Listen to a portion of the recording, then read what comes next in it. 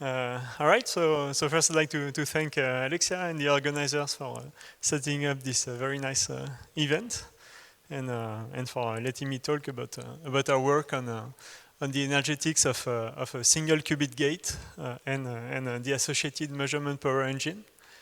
So we're going to go back to very simple systems, so a single qubit.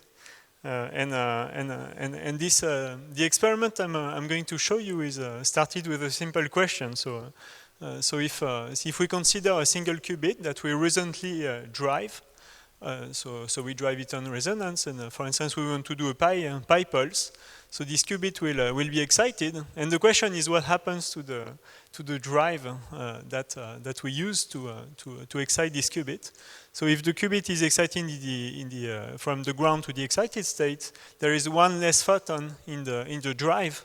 But the question becomes more interesting if we send a drive that doesn't have enough energy to excite this qubit up to the excited state, but just in the middle ground, to a superposed state. So then, how many photons are missing in this outgoing pulse?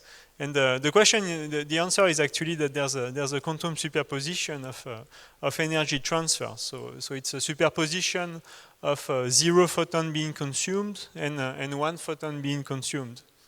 And so we can conceive a very simple experiment where we try to determine how many photons are actually consumed in a given realization of this experiment. And so to do so, we model these two systems, so the pulse that's performing the drive and the qubit as two quantum systems. And so initially they're in a separable state, so ground state for the qubit and m psi in for the pulse. And after the interaction, then there is some entanglement between them. So the entanglement can be very tiny if the gate needs to be of high fidelity, because otherwise, if we trace out on the field, of course, the fidelity will be decreased. So after the interaction, we have this entangled state between the field and the qubit. And so the experiment is quite simple. So we will record the average number of photons on the field that's reflected of the qubit or going through the qubit. And at the same time, during the same realization of the experiment, we will measure the qubit state. And so what we expected initially when we did this experiment is that we expected to see a difference of 1 quantum of excitation between the case where the qubit is post-selected in the excited state and the case where the qubit is post-selected in the ground state, and which is what we call the quantum heat. So the quantum heat is this random energy change that's associated to a quantum measurement. And so Alexia and Cyril and others here have shown that this is actually this obeys a second law.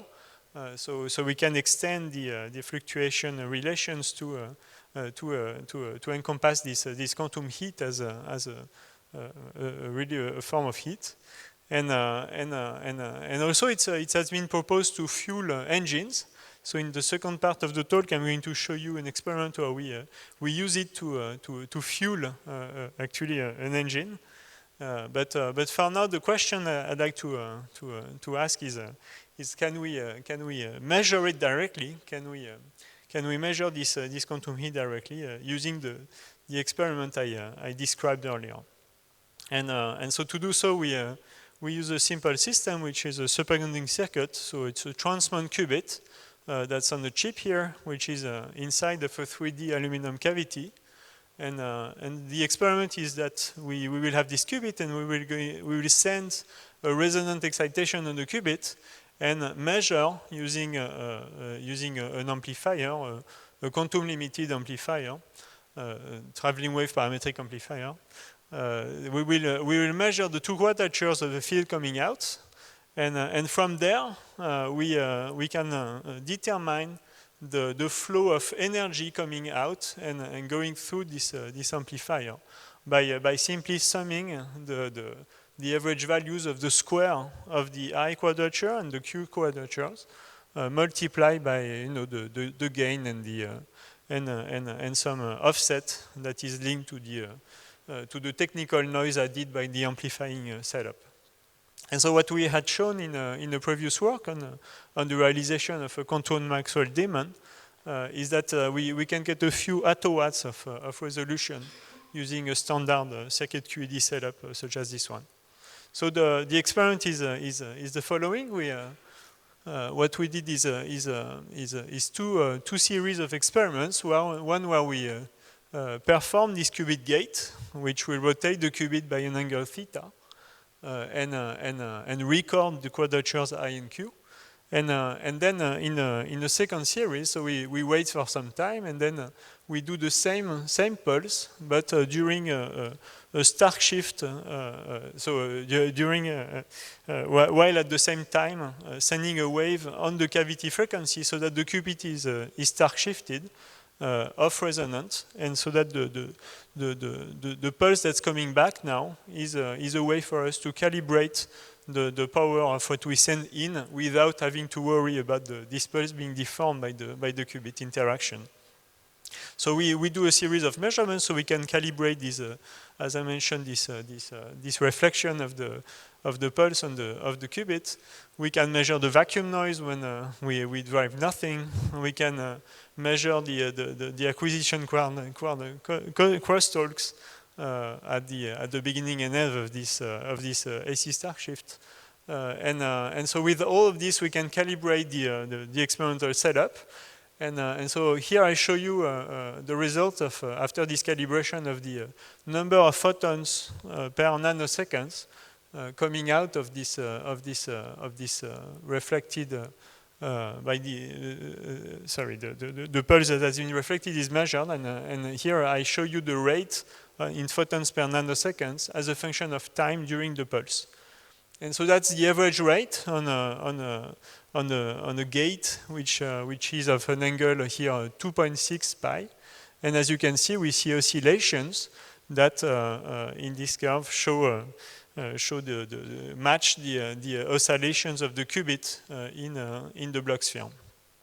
And so to understand it is quite simple. So the rate of the photon numbers per second we get is given by the input number of photons per second that we sent on average, plus the spontaneous emission by the qubit, which is proportional to the excited state population of the qubit as a function of time, and the stimulated emission, which is proportional to the Rabi frequency times the coherence, so the sigma x average value of the qubit.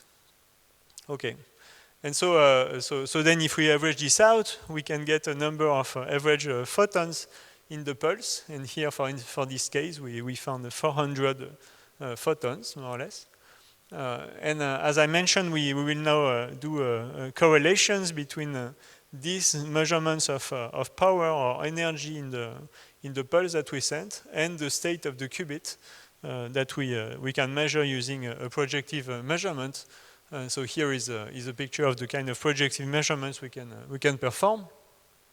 And here I show you the rate in photons per second of the same pulse, but when we this time post-select on the qubit being found in the ground state or in the excited state at the end of the experiment.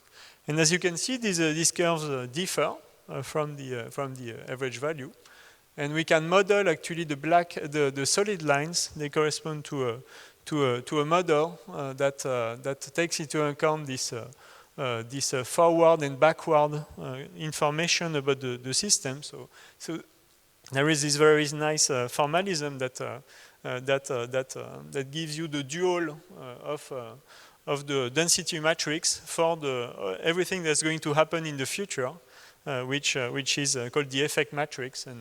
And so with this kind of formalism, you can predict what's going to happen at a given time, knowing everything that happened in the past, so density matrix, and post-selecting on everything that's going to happen in the future, And so that's the effect matrix. So with this kind of formalism, which you can find, for instance, in this paper, we were able to match the experiment quite well.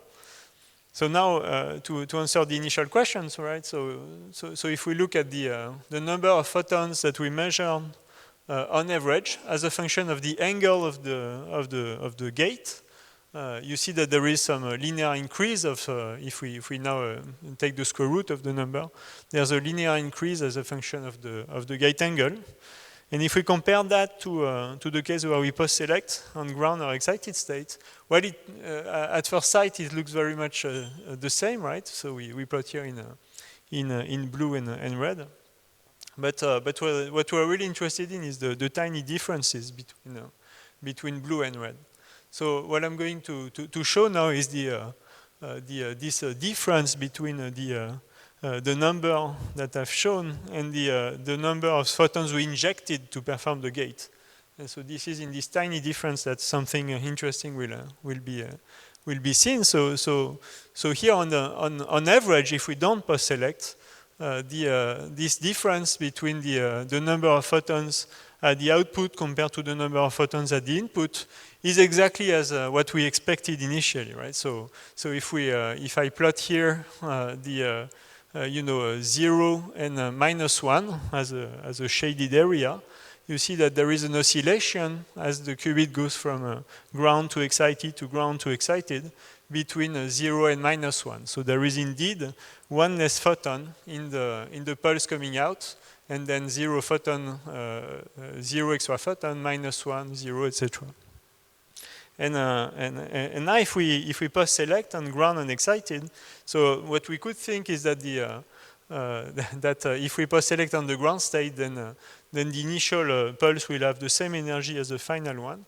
And if we post-select on the excited state, that there will be one less excitation. But this is not what we see. What we see is actually something which is much larger than plus or minus 1 photons in the outgoing pulse.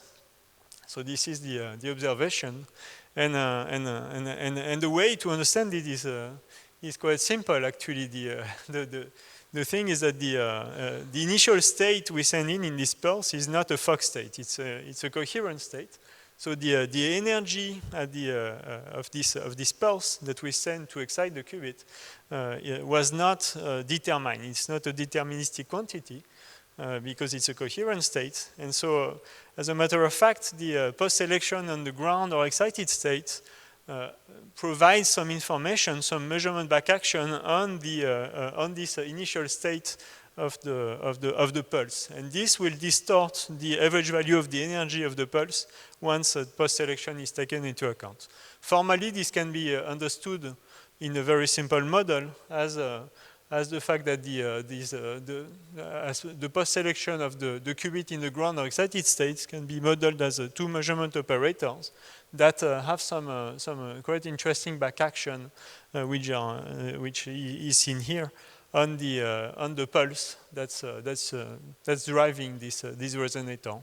So if we use such kind of modeling, we can determine so these are the solid lines here. We can determine we can get back these curves we observed.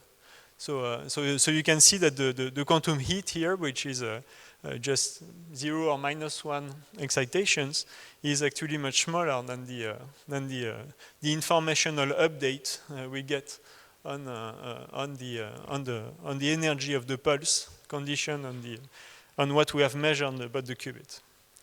Okay, so that's the first part on this single qubit physics. And as I mentioned, what I'd like to show you now is how we can make a measurement powered engine out of this kind of a very simple setup. So this is a proposal by Cyril and Alexia of 2017. So the protocol is the following. So let's assume you start from a qubit in the plus x state, and then we send this pulse that will rotate the qubit from the plus x towards the ground state. So if we do that, you see that some energy has been lost on average by the qubit. So this energy is provided to the pulse that's reflected. And so we get effectively some amplification of the pulse that's used to perform this gate. We get some amplification by, and this amplification is actually a work that's provided by the qubit onto the pulse. And so once this work has been extracted, so the work is just the difference between the initial and final energy of the qubit. Once the work has been extracted, then what we can do is do a projective measurement of the qubit.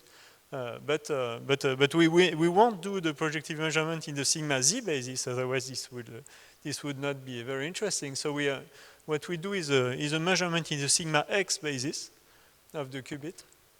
And doing so, you see that the qubit goes back so it has two choices, right? So either it goes back to the initial state, so plus x, or it will go back to the opposite, the orthogonal states, minus x.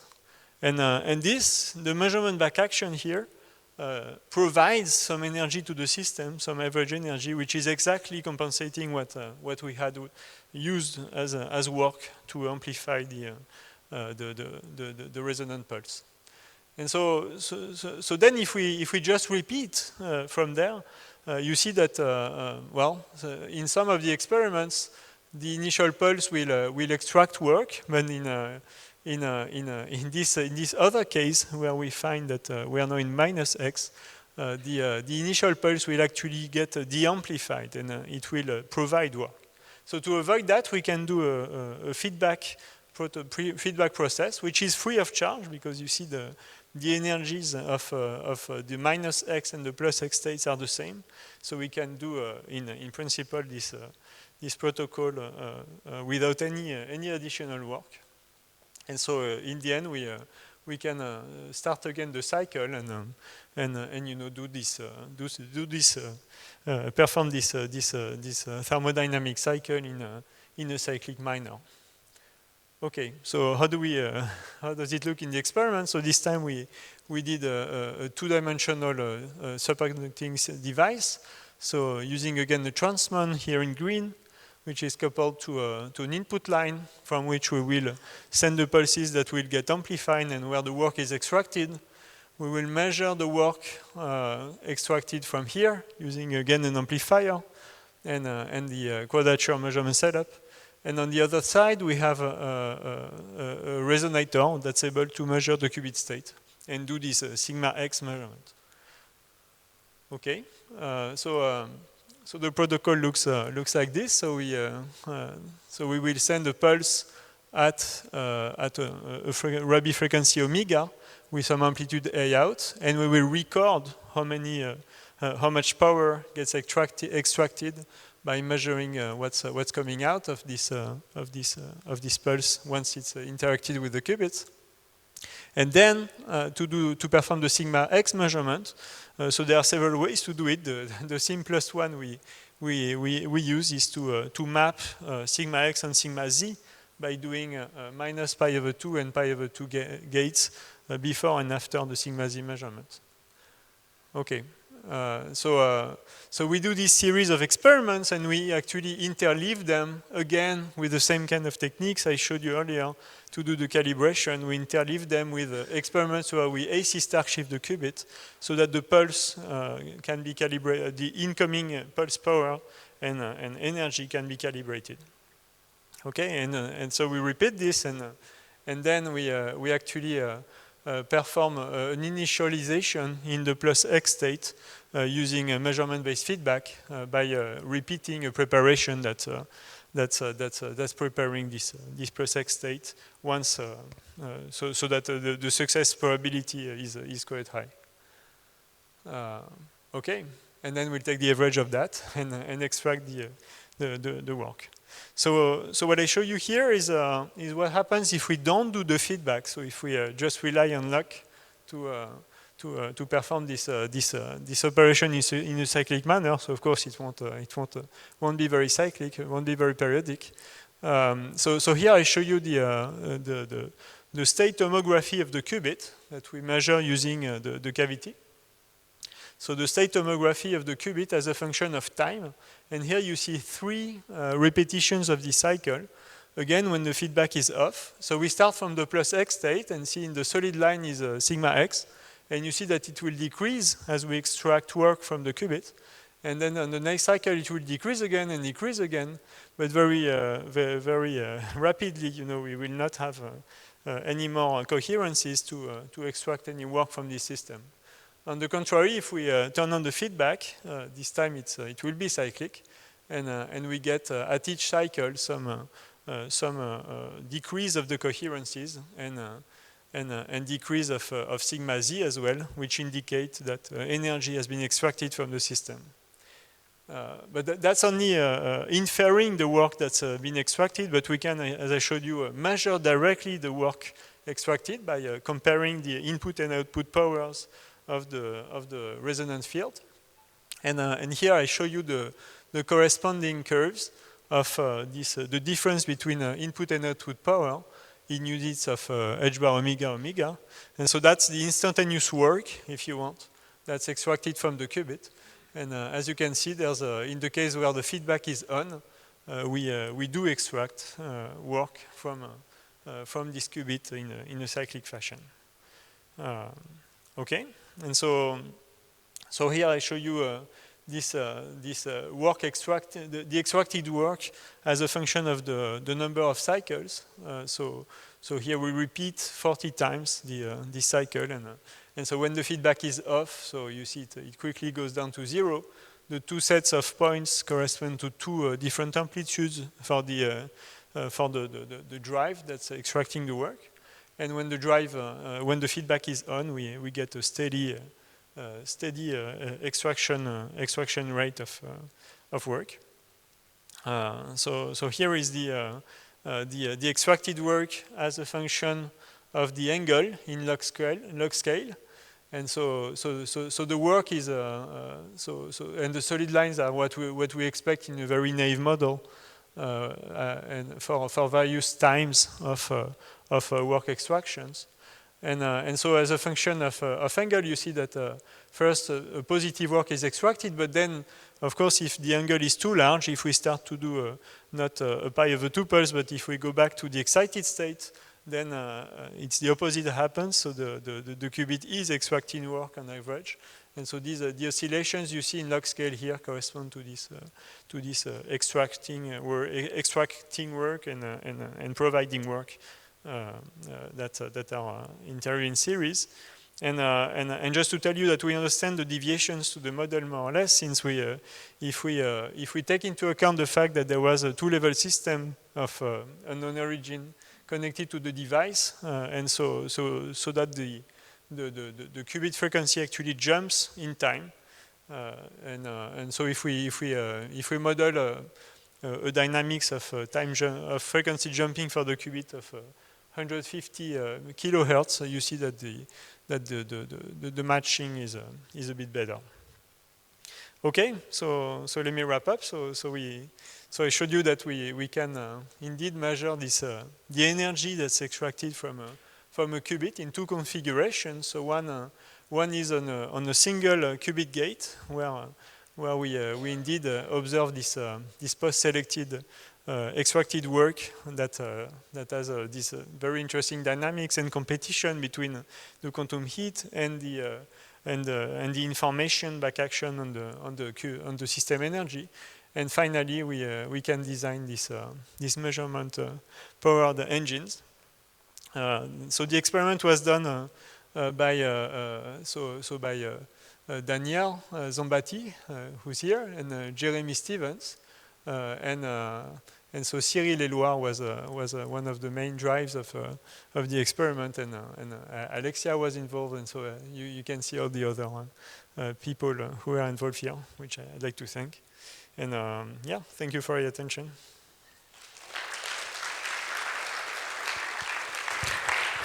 Thank you, Benjamin, for the talk.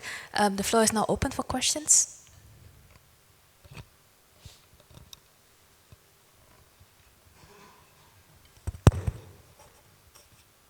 Thank you for the talk. It was super interesting. I just have a basic question on the first part of the talk on like the change of the outgoing coherent field.